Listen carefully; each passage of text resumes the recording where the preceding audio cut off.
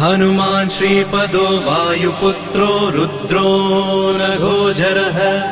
अमृत्यवीरवीरश्च ग्रामवासो जनाश्रयः धनदो निर्गुणः शूरो वीरो निधिपतिर्मुनिः पिङ्गाक्षो वरदो वाग्मी सीताशोकविनाशकः शिवः शर्वः परो व्यक्तो